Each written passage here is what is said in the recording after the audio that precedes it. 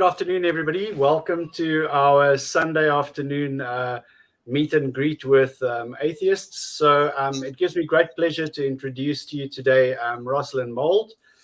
Roslyn is from Ghana, and I mean, when I first encountered some of the stuff that the guys do in Ghana, I was just blown away, and I said, we have to speak to Roslyn.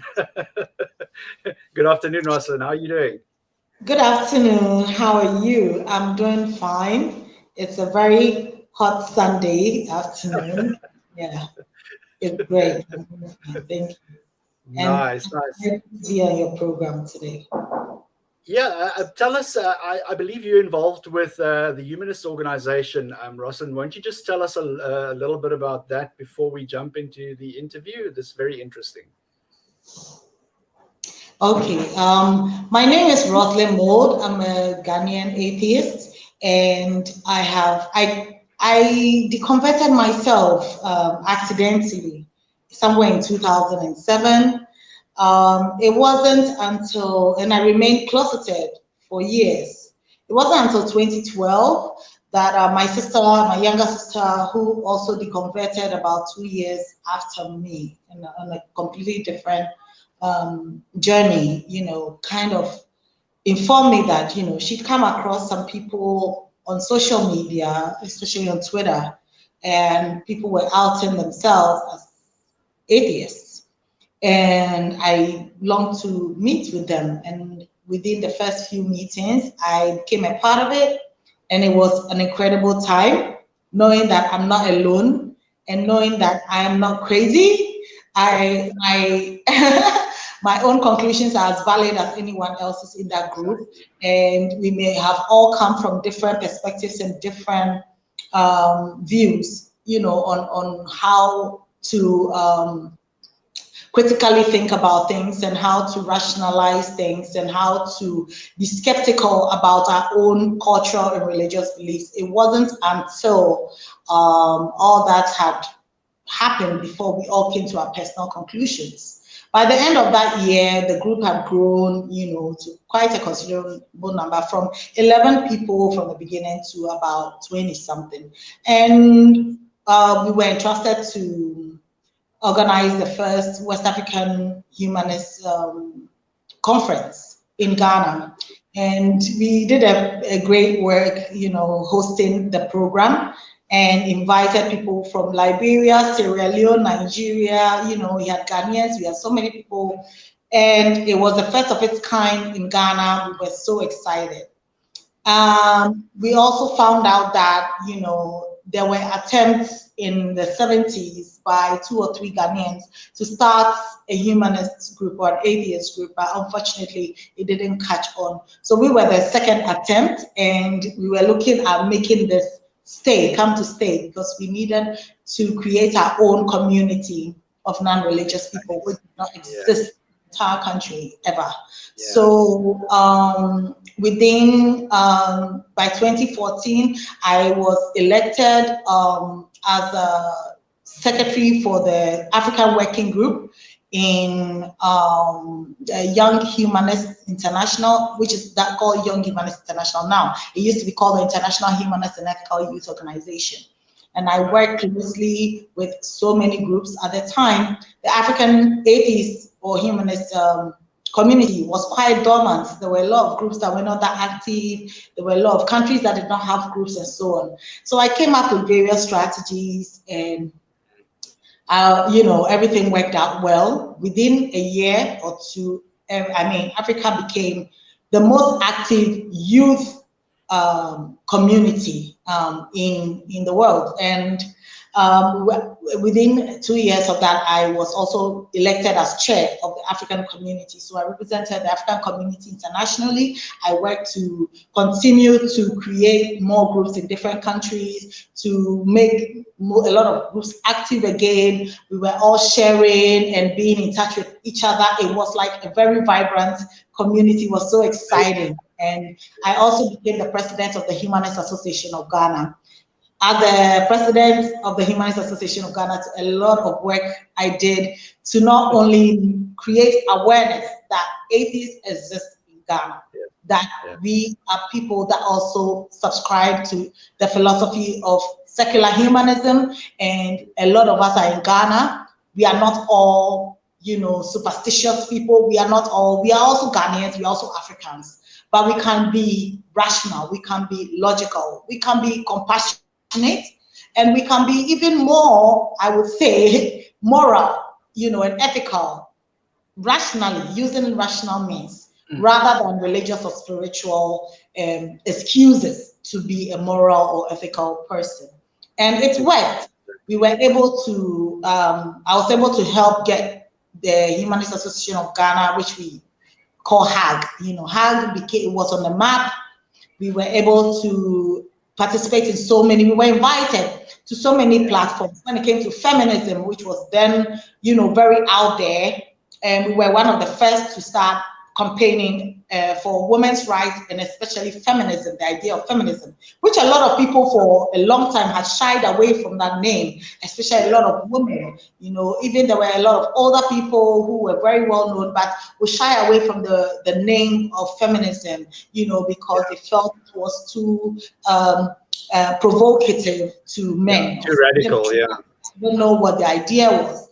But then once we made feminism cool, feminism understandable, that it is okay to identify as a feminist, and it's the right thing to do. You know, people started to, you know, side with us, and people started to also relate to us. So I was on a lot of feminist panels and feminist platforms. When it came to activism, especially when it came to women's rights, there was the issue of witchcraft accusation in the North. At the time, we had Dr. Leo Igwe, who is a Nigerian humanist, and who also attended our first West African conference during his thesis on witchcraft accusation. So I worked closely with him as well. He shared a lot of his knowledge and his research. And we also worked with an American humanist group that chose Ghana to come and do some humanitarian work based on humanism. It's called the Humanist Service Corps, and they would bring volunteers from the United States of America. Most of them have never been anywhere in Africa and came for the first time, learned the local language for the area they were going to be, which is the northern part of Ghana. And I don't speak those languages. Those are very difficult languages, but within a few months, you have people from all over the United States speaking Albanian. Like, it was amazing. They were able to, you know, start relationships with the local chiefs, local human rights organizations that were also working on the human witchcraft accusation issue in Ghana. Ghana was a new country that was having witch camps. We actually had about 6 or more witch camps at the time, where women are, you know, who are persecuted by their own family and are accused of witchcraft, have to flee from their homes and leave everything, their whole lives, and flee to this witch camps. If they are able, some are lynched to death, some are killed, but those who are able to make it have to spend the rest of their lives in these witch camps, which are very poorly, you know, structured and everything. There's not enough infrastructure, basically no healthcare for these women. Almost 99% of them are women. Resources, So it was a serious women's rights issue, and this group was here for almost 3 years, and we were able to do the unthinkable together. You know, some of our members even moved up to the north to work with them and help these women donate funds, create a medical database. So much work even on that project alone. I also did a lot of work. We were one of the first to become the only ally organization for the LGBTI community in Ghana, which had been facing a whole lot of discrimination, a whole lot of issues. And so, yes, over the years, they've always mentioned that we were one of the first to step up. Later on, we had other groups, you know, other feminist groups or other human rights groups stepping up to help them. But HAG was the first to proudly say, we are an ally organization. We also have members. Our members are also members of the LGBT organization, some of them. And so we are all for human rights. It is totally irrational and illogical and incompassionate to discriminate and to be violent against the community. And we're one of the first to speak up about that. And happy to be a lot of platforms speaking against government at the time. Currently, after all this work, they still feel threatened by certain leaders in our country and have placed a bill before our parliament, which not only seeks to criminalize your identity as an LGBTI plus person, as just a queer person, just identifying yourself, whether on social media or in your normal life, or being suspected of being, identified as such, you could get up to 5 years, up to 10 years in jail, and or face mandatory gay conversion therapy. And they're also targeting allies this time. They expect that, especially members of Humanist Association, especially those of us who have been outspoken about gay rights, such as myself, will be face, jail time, up to 5 years, 10 years for speaking up for the community. But we haven't given up on the fight. As always, we continue to fight. And eventually, I was elected as, selected as the West African Humanist coordinator. My job is still ongoing, and I have to do a lot more there, because we are seeking to also focus on finding more West African humanist organizations. So far, that work has been tireless, but still working on it, because so far we only have the Nigerian and Ghanaian organizations. The other organizations in Liberia and Sierra Leone have slowly died down because of their leadership structure and leadership, and also other personal issues that they've had, or internal issues, I should say. And also, I think with COVID coming on the scene, it's made it very difficult for a lot of groups. I think that we also did a lot of activism, so many things, children's rights. We were the first to provide a school library for a cluster of schools in Accra, in the capital. And these kids have never ever had a library in their school. And there are about 5 schools in one area.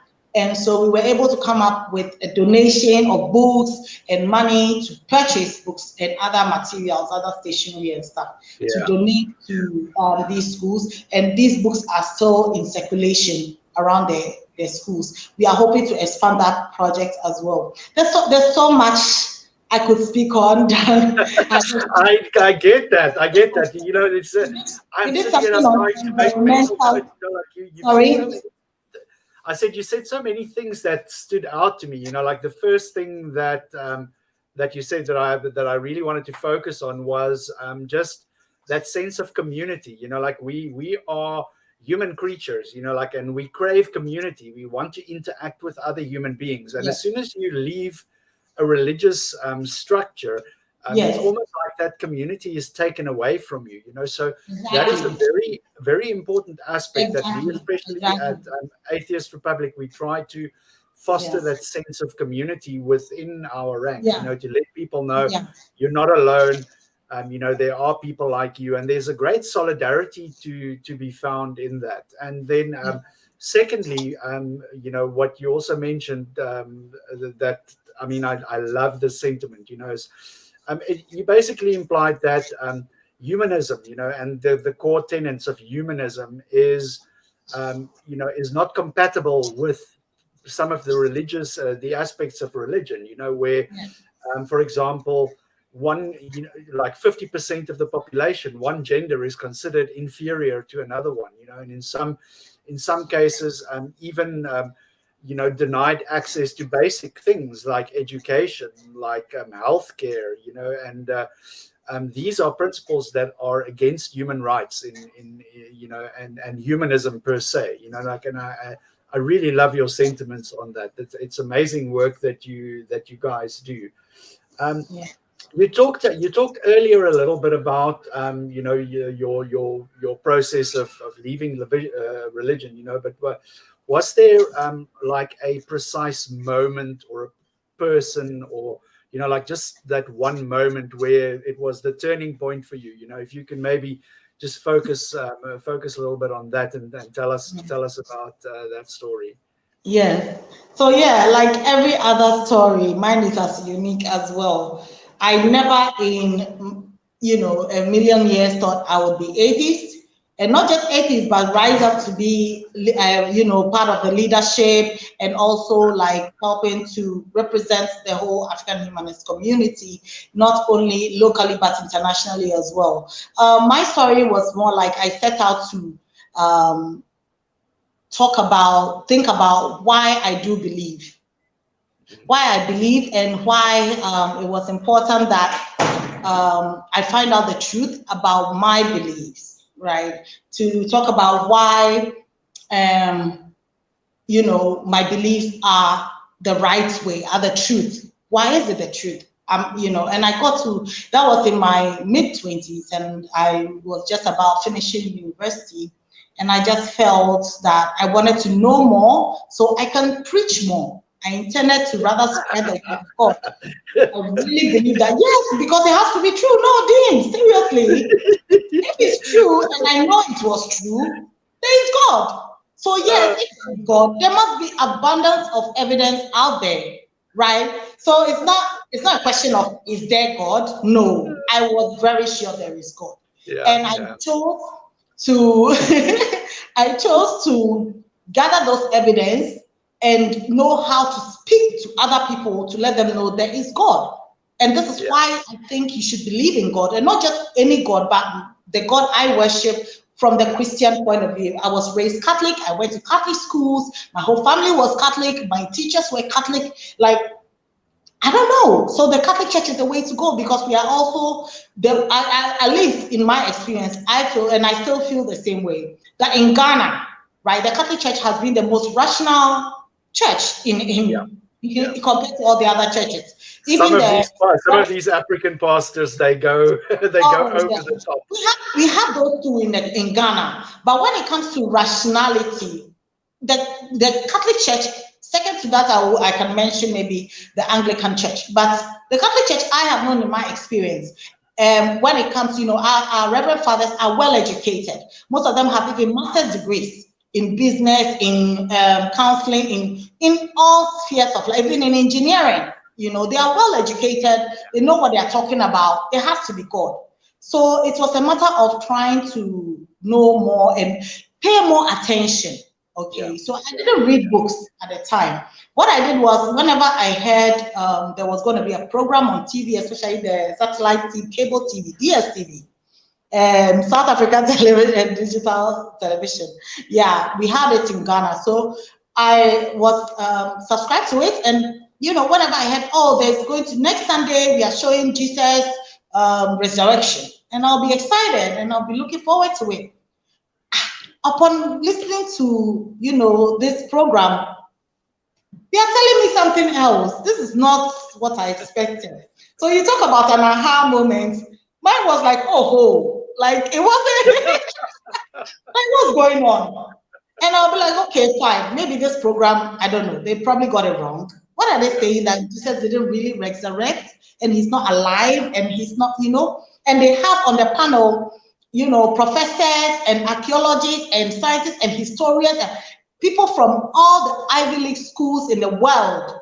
It's not one person saying it. It's not two people. It's like everybody in the academia, in the academic world is using not their personal feelings, not their personal beliefs, but the facts to explain what the resurrection is. Exactly. Right? And I was like, so it's not literal. Okay, fine. Let's stop that. Then maybe I'll hear a program about how the universe was created, like a cosmos or something like that. And I'll be excited. I love science. Come on, who doesn't love science? Let's listen to, what science has to say about the creationism. And then I watch that show and it's like, they're telling me something else about the Big Bang. And I'm like, no, this is not what I know. Because right from Genesis, the Bible says God created the heaven and the earth, blah, blah, blah. So what is this program telling me? So it kept going on. It wasn't one show, it wasn't two shows. Gradual process, The more I paid attention, and I also felt that, yes, I had been indoctrinated by the church, by my family, by my society in general for so long. that I was forced to believe. I think when I was very young, there were times where I did feel that I should question, but then I also told myself, my family, I love my family, and they are the smartest people I know, and they wouldn't lie to me if there's no God, right? And everyone I know believes in God. I don't know anyone who doesn't believe in God, even if they're not from my religion. So it didn't make any sense to question further. So I let it go, but I was just a little girl then. The idea, my mom died when I was 4, so the idea of death and where we go, all these things did come to mind. But I always brush it away because I was like, there has to be a God, because if not, where did mom go? Like, she must be in heaven, right? That's what everybody said. So I know I'm going to see her in heaven one day, or she's going. Even at that time, I used to think she was going to come back from heaven to see us, you know. So, you know, all this indoctrination had been going on, and I felt that it was difficult. It was not a funny time. It wasn't exciting for me. I was very, very disappointed. I was in denial of even the information I was getting. I was scared because I didn't know who to talk to. Even though my younger sister is the closest person I couldn't disclose it to her that this is how I feel. I was so scared. What is my family going to think of me? They're going to be disappointed in me. What kind of person am I? To question God, you know, all these questions, like, what is going to happen to me? Now I don't believe in God. Who do I turn to? Like, I was really, really confused, angry at a point too, because I felt, so everybody knew that they couldn't prove there's God, and they were telling me that there is God. Why would they do that? That's lying. They have been teaching never to lie.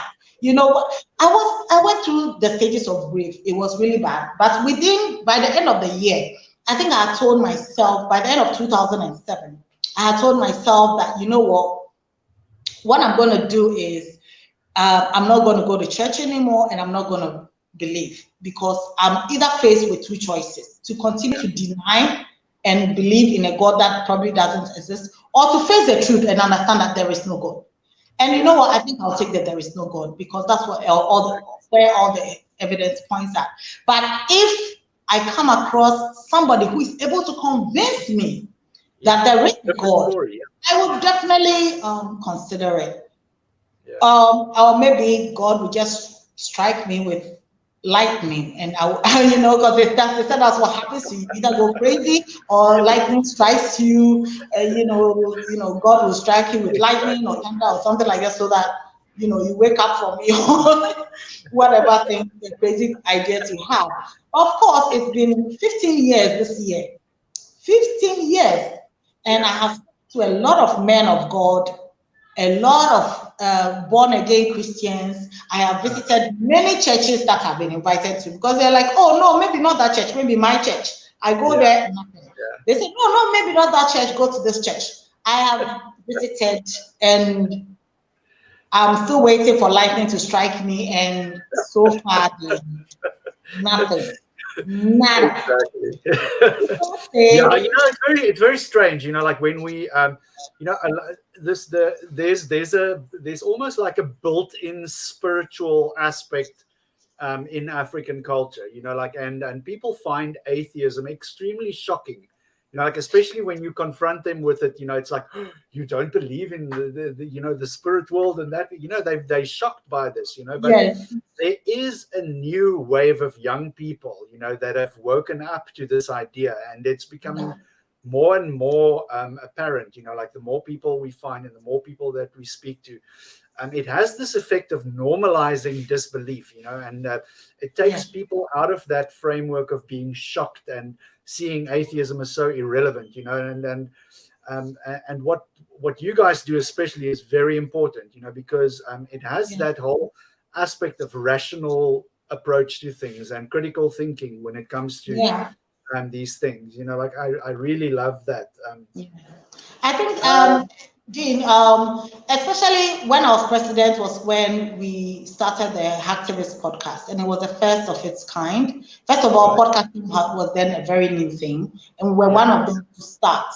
And you know, people thought it wouldn't work and all that. And I felt, look, sometimes we underestimate ourselves as Africans and as the youth. We can be more rational than we think. People think that, you know, our leadership reflects who we are. I think that's not true. I have come across really good people that are very intelligent, that are very open-minded, and are very open to new ideas, have never thought of questioning themselves. Actually, in most of our meetings, it wasn't only atheists that were attending our meetings. There were a lot of people that are so rational that they don't even though they are believers, they don't fit in their religious circles. Like they can't really relate to, on a certain level, to their fellow religious people because they were too rational for them. So they only sought refuge in our meetings. That's where they could be themselves, where they could speak to other people who are rational thinking, you know, or logical, like based on logic and no fallacies and all those kind of things. We are talking straight about every issue. And also the sense of community you mentioned.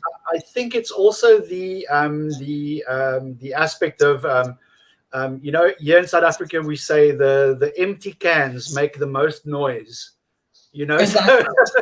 so when you shake the empty cans, they're the loudest, you know, because there's nothing inside, you know, and that's what we always see, you know. It's like you know, I don't know if it's there's some effect where the less information you have, the more you think you know about it. I think it's called Dunning-Kruger, you know.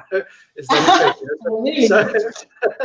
Yeah, it's very similar to my name, you know. The power of indoctrination on the continent is the power of indoctrination. That people are so in denial that it can't be. I really believe this is true. And then so I get into conversation with almost anybody, a taxi driver, my hairdressers, you know, anywhere I go, I start conversation. I ask them to question.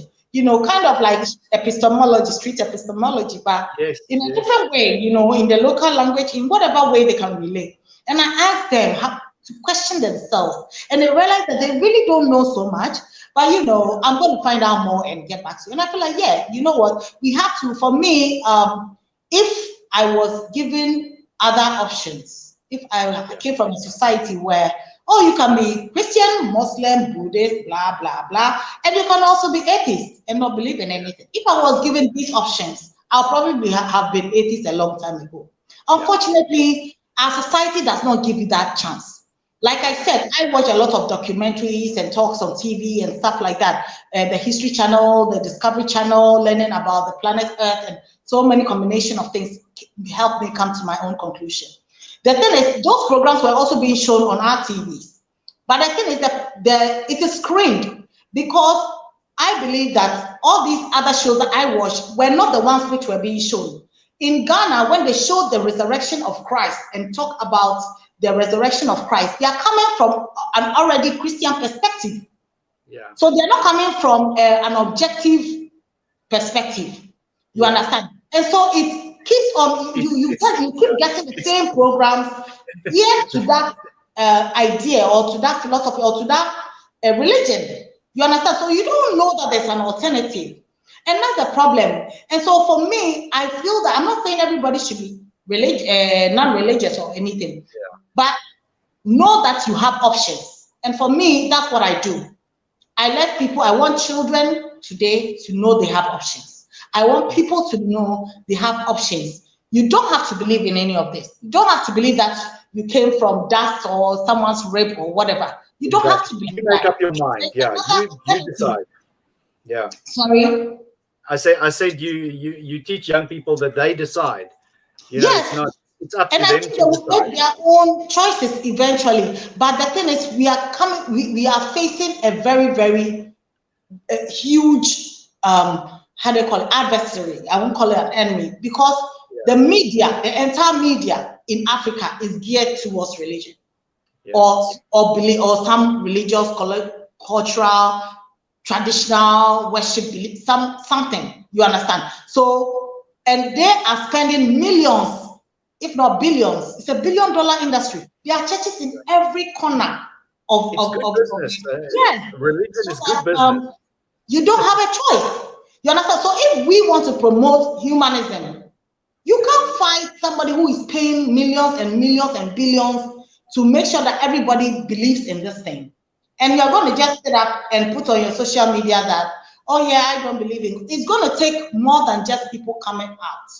Yeah. It's going to take more than just, it's going to take that we also put structures in place to announce to the world that there is an alternative. and an alternative way of life, not just being atheist, but you can also be humanist. You can choose to do that, and it can help guide you. You shouldn't feel that if you leave your religion, you don't have a community. You shouldn't feel that if you leave religion, you have no way to live your life, you know, in a good way, or to be successful, or to be, you can do that just fine. But you need to understand that there is an alternative, and you make your own choice. And I think that if, of course, I believe that Africans are very rational people. The more we are fed with the right information, the more, as time goes on, you know, it's going to be just like the West, except we don't have to wait 200 years or 300 years for that to happen. We can start now and do something with it now. Yeah, amazing. No, I agree with so much of what you say. You know, it's I'm also extremely hopeful and optimistic about the future of the continent. You know, like we have got such bright people, you know, bright, enthusiastic people, and they want to get in there and make a difference, you know, and I think that is what the critical ingredient is that's going to make change in our societies. The only thing is that, you know, these religious communities that are un-African, you know, they come here and they almost, you know, it's like putting rocks on a drowning man, you know, asking a drowning man to hold a rock, you know, like, and you're still trying to swim as well. And that is, you know, that religion is something that keeps us back, you know, like it doesn't want progress. It's the enemy of progress. It's the enemy of equal opportunity. It's the enemy of human rights. It's the enemy of, you know, humanism actually, and religion are in complete opposites. You know, I agree with every single thing that you said. It's crazy. You know, like speaking to you also gives me great hope. You know, like because it's so you know, it's really how can I say? I feel energized and inspired when I hear your enthusiasm, you know, because I can see that you are very enthusiastic and, you know, driven about the things that you speak about. So, you know, just on that note, you know, we have to talk about the negative impact of religion as well. You know, like, and we see it especially. You know, in some of the rural communities here, we still have FGM. We still have, you know, loads of young boys that, you know, also go out in ceremonies and things, you know, for rituals, and they come back abused. And, you know, so there's so many, you know, different negative impacts besides, you know, the obvious psychological damage that religion does to people, you know, but in your area, you know, like what, you know, what are some of the obvious negative impacts that, you know, that religion has on the population there? Yes, so I mentioned witchcraft accusation, for example, because that's coming from a cultural thing in the northern part, but it's also coming from the religious front, especially in the southern part of the country, where we have churches. You know, you go to a church, a so-called prophet comes and tells you, you know, you're going through some difficulty, and we are in a third world country. Everybody is going through some difficulty. You get it. So they just say, you know, there's something bad happening to you, and because we also have a poor healthcare system, most likely somebody or you yourself in your family is suffering some disease and is finding it difficult to find a cure or get a cure, or, you know, we are in a continent ravaged with HIV and all this. So you have all these charlatans, you know, preying on these vulnerabilities, and they will come up with ways to say, oh, your mother, your sister, your grandmother is a witch, you know, or some kind. We also have our media, right, that is also propagating this idea of, you know, religious and superstitious beliefs. And I used to be a superstitious believer, you know, and that's why I can also relate, because you are told from even at home, you know, if you pound, there's this local dish called fufu, which I'll be eating this afternoon. My favorite. Pound fufu, and you don't clean out the mortar, and you pour water into it. If you in the night, you see ghosts, you know, and things like that. It's just supposed to, probably it was the idea that ancestors brought such scary stuff so that people would clean their dishes and clean their utensils.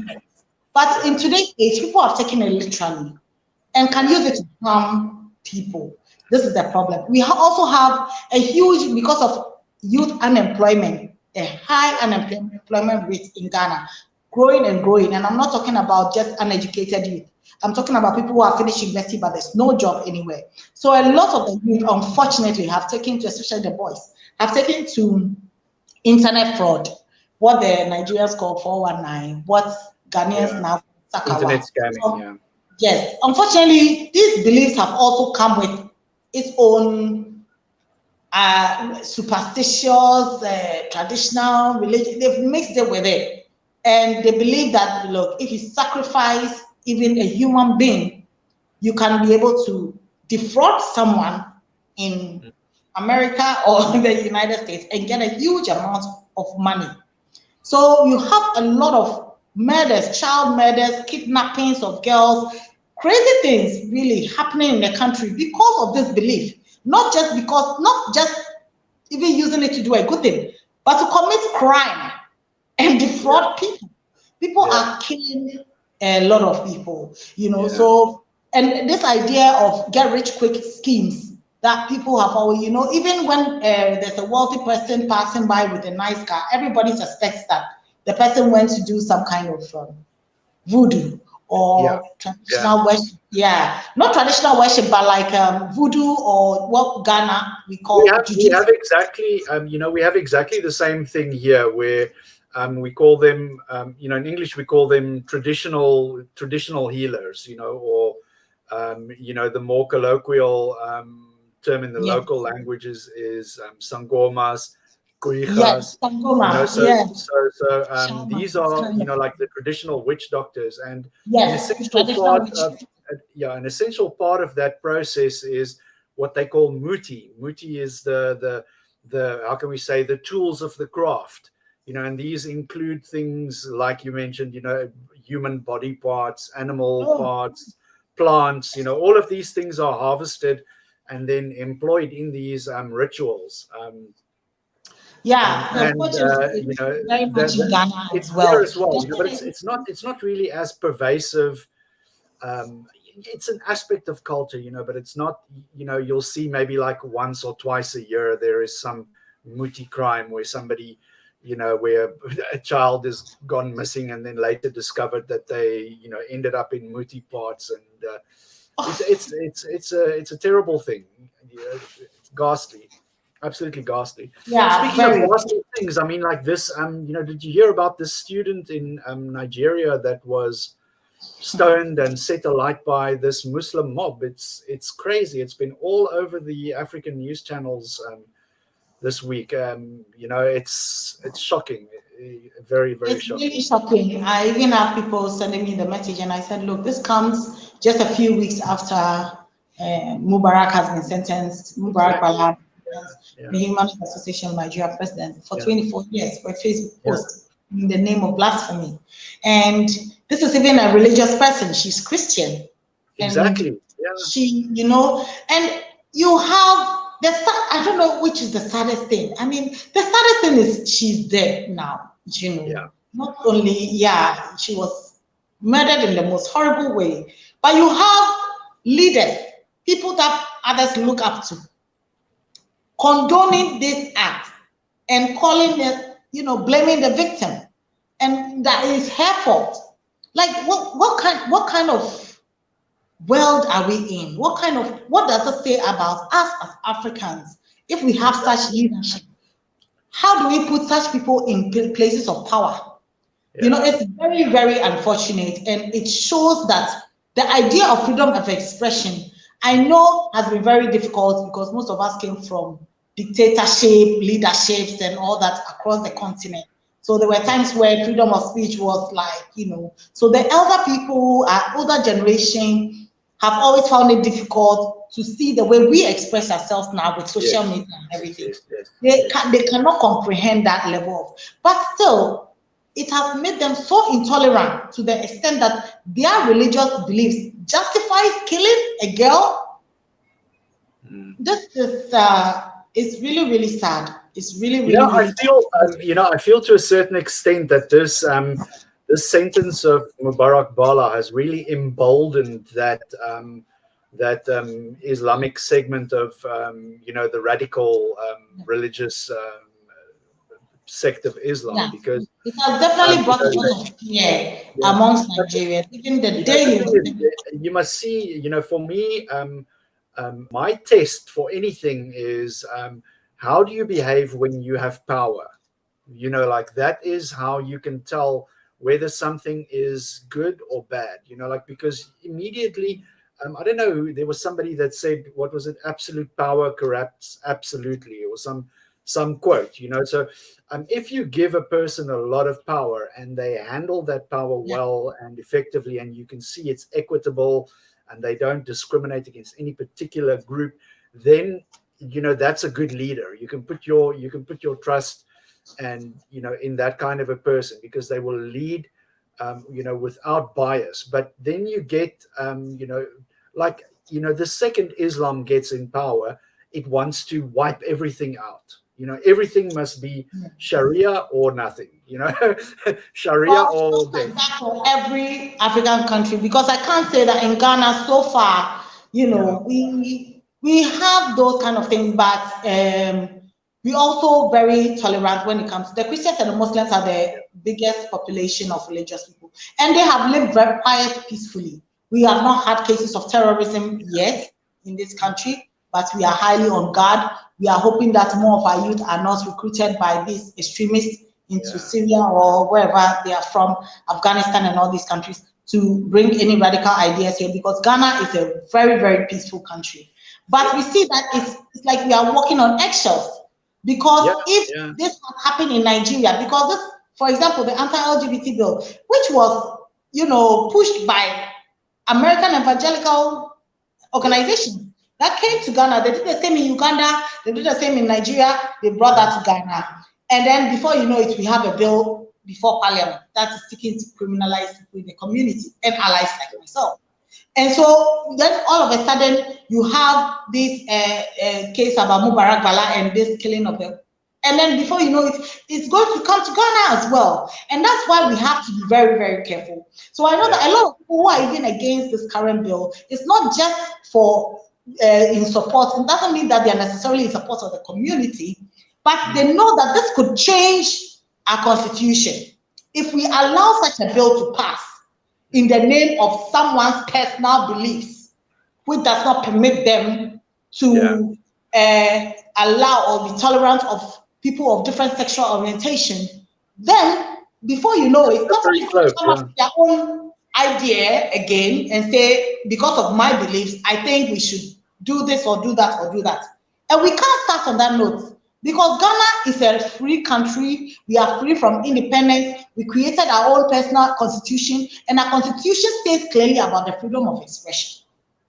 You understand? And so we have to be careful how we do. I cannot brush that case aside because it didn't happen in Ghana, because sooner or later we see it coming. Nigeria just 2 countries, 3 countries next door.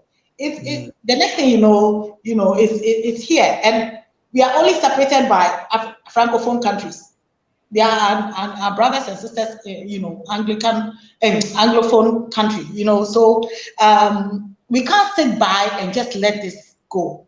Not only do we know that we have to fight, but we are fighting also for Ghana, for the other African countries. Hopefully it doesn't spread, because these kind of religious things, this is the danger with religion.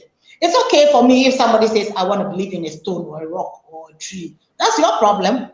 As long as you are not infringing on other person's rights. Do not use your idea that because you believe in Jesus Christ or the Holy Prophet Muhammad, or so you are going to use that against me or anybody else.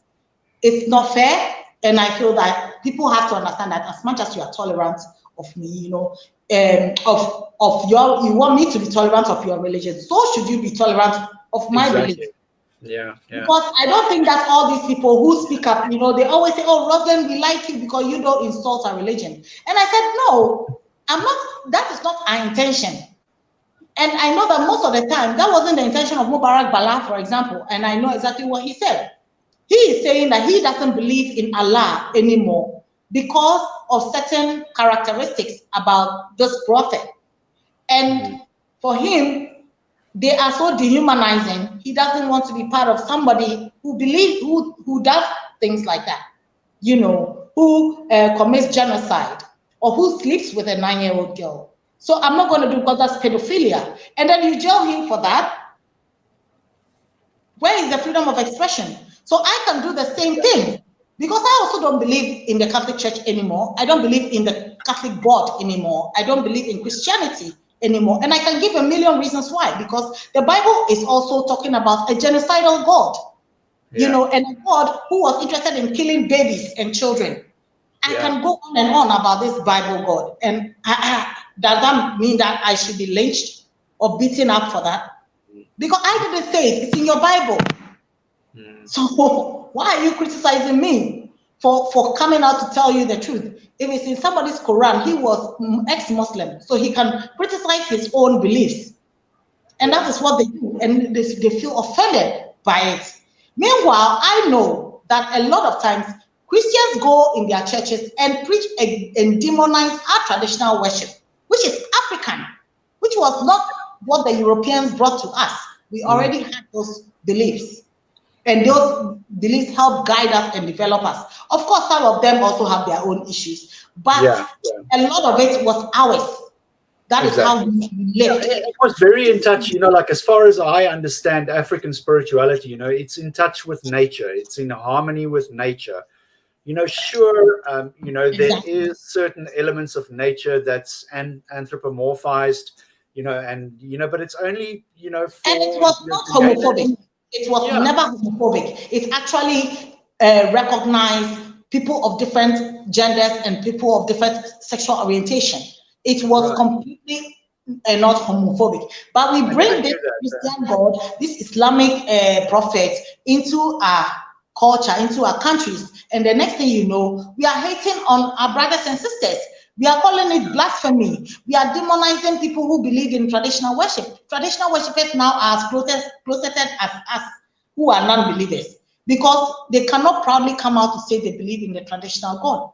People would mock them, they will be discriminated and all that. And we fight for those people's rights as well. You understand? So it's a very, very serious issue.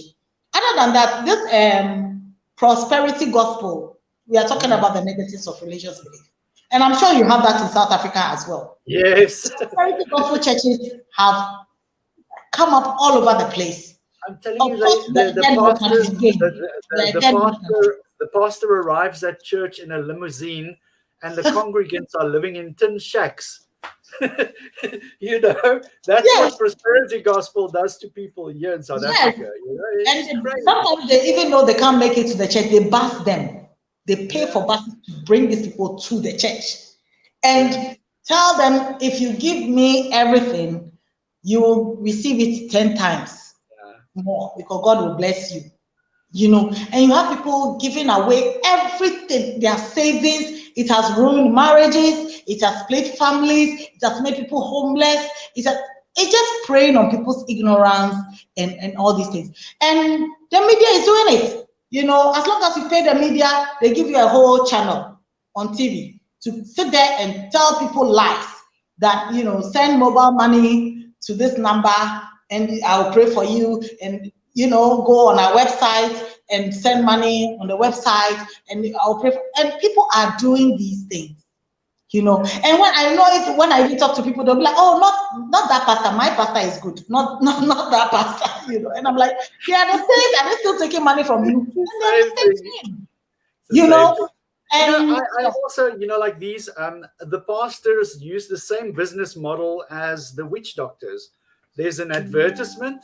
On the advertisement, it says, solve all your problems, you know, find your lost lover, you know, recover your lost property, get your dream job, you know. And it's like, there, and you phone the number, and you know you're gonna pay for that service. You're gonna pay for every single The pastor uses exactly the same business model. You know, the only thing is you're going to a church.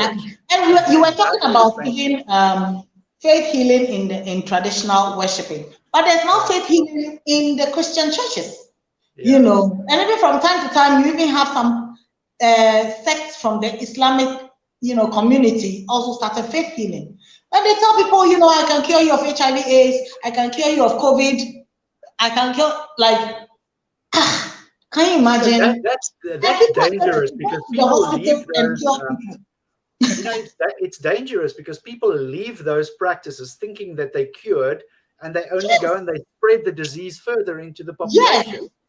You know, like that's where the danger is. People who are supposed to be quarantined from after being diagnosed with COVID-19 are told to come to the church and mingle with people who are not infected and come for faith healing, and they just touch them and they're, come on, what is all this? You know, like, we can go on and on and on the issues and the issues and the issues when it comes to traditional beliefs, cultural beliefs. As for the cultural beliefs, there are so many, and these Christian beliefs, Islamic beliefs. Like I said, I am not against people believing it, because I have seen some people who can, actually live good lives and productive lives, and they can believe in whatever it is they believe in. But it becomes a problem when majority of the country feel entitled to this belief and want to change the laws to suit them, even though it infringes on other people's rights or other people's beliefs or non-beliefs. You know, and issues like that, like, we can go on and on about it, especially when it comes to our environment. People don't care. They throw things anyhow, they litter the streets. Why? Because, yes, God said in the Bible that, you know, he made the earth for us. It's ours. It's ours. We can do whatever we want with it. Excuse me to say, like, the climate change, they don't care. Like, they don't believe in it. What is science? I don't believe in science. Meanwhile, you are using a mobile phone. You are like, what is your problem? So it's so hard, because they hear this, and you hear them telling other people these things. People tell people, you don't vaccinate, you know, you can be fine. This is how God created us, and we are immune to anything. So, you know, you have these issues, and unfortunately, it affects us as a continent, our economy, our healthcare system, our educational, you know. And it reached a point in my life that I couldn't sit back and pretend it's okay. Because whether I like it or not, I face these things within, you know, some of my family members. I have to keep telling them to rationally think about certain things and decisions that they make, because they go the cultural, religious route, you know, oh, it doesn't matter, you know, then they use certain quotes from the Bible and things to justify bad behavior, and or superstitious beliefs to justify bad behavior or bad decisions. And it affects me as well. So I can't sit back and pretend, oh, you know, I don't mind, they can do whatever they want, because it affects me in the long run. It affects a lot of people in the long run. And because I care about humanity, I have to do something about it. And that's why I'm grateful for your program, for example, for inviting me on this platform to let people, to show that a face of a Ghanaian woman, an African woman, who is an atheist. And I've been atheist for 15 years this year, and I can't be more happy. Also, being the first African woman to be elected on the board of Humanists International. I'm currently the West African Humanist organizations coordinator, project coordinator, and all these other platforms that I face. I'm also currently the first ally board member for an LGBT organization in Ghana, and we are helping to fight against the bill. There's so much more we can do, and I know that for me, I might not be able to change the world, but I hope that me coming out, you know, it took me 5 years, you know, since I became an atheist, but I was able to come out. So it's actually 10 years now I've been out as an atheist, and since 2012. And so if I've been able to come out, because I came out because after our first conference and meeting not just Ghanaian atheists, but Nigeria, Sierra Leone, and now I'm meeting South Africans, Zimbabweans, Ugandans, Malawians, like even on the continent alone, there are so many amazing people I've met, having amazing stories of the conversion of their atheism, and they're still living it. strong. Some are, of course, still very much closeted, but for this reason, they don't want to be closeted. We have to find a way and create a society where they can feel safe to come out. I'm hoping that programs like this will highlight African atheism, you know, so that we can have a better world where we can all be out and proud.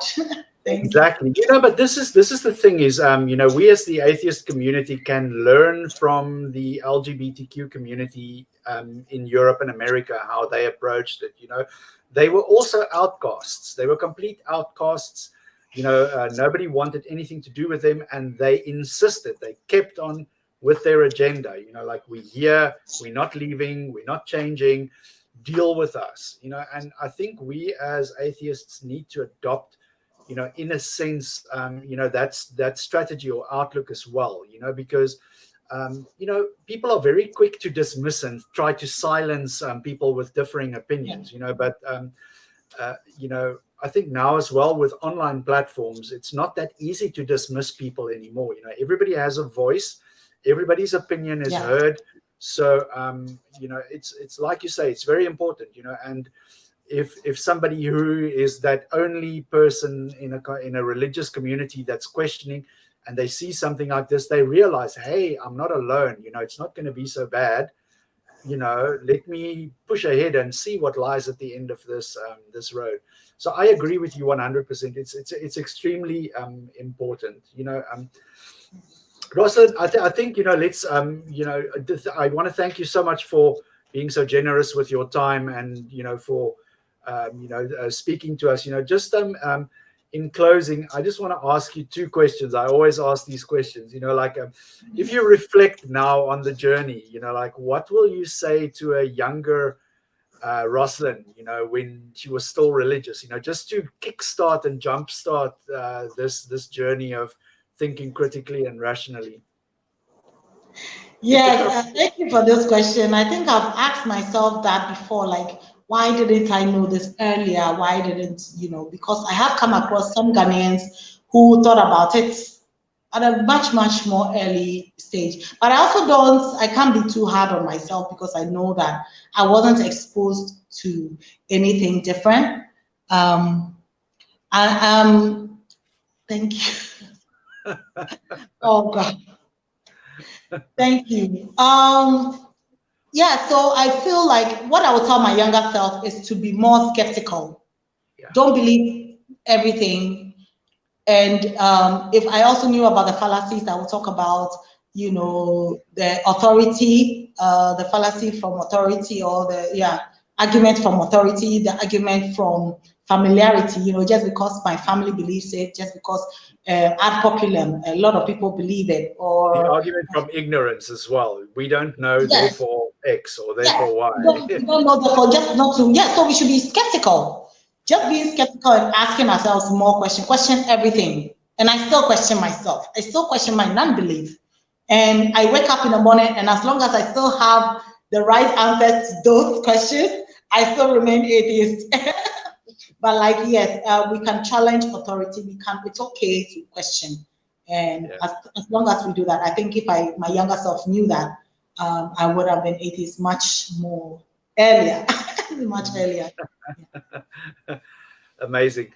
Yeah, and then finally, if you have any social media links, any YouTube, Twitters, Facebooks that you want to plug, just message me after the stream, and I'll put them in the description of the YouTube video when I upload it to YouTube on our channel. Yeah. Okay. Roslyn, I want to thank you very much. You know, like, it's really been an absolute pleasure meeting you, and yeah, it gives me great hope for the future to see young people who are energetic and passionate and driven about you know, humanism and all of this. You know, you have got a family in Africa, in South Africa especially, and you know, maybe one day we will see you in person. Definitely. If I'm ever coming to South Africa, you'll be one of the first to know that I'm coming. Yes, definitely. Where in South Africa are you based? we're gonna have a nice lunch when you get here one day. Yes. Are you in Johannesburg, Durban? Cape Town, right at the tip of Africa. I hear beautiful beaches. That's what I always hear. I'm looking forward to visiting one day. My social media handle, you can catch me on Twitter. I think it's a great place to have those kind of conversations. I'm at Roslyn Mould, ROZZYRULZ. You can also catch me on via email at Roslyn Humanist, one word, at gmail.com. I think those are basically the ones that you can really reach me on very easily and very quickly, and I should respond as soon as possible. You can check out the website for the Humanist Association of Ghana, which is GhanaHumanist.org, GhanaHumanist.org, and also Humanist International, of course. Humanist.international is our website, and you can catch the latest on what's going there, especially on the African continent as well. Yeah. Thank you very much. Amazing. Stay in the stream. I'm just going to play us out, and then we can just take our goodbyes.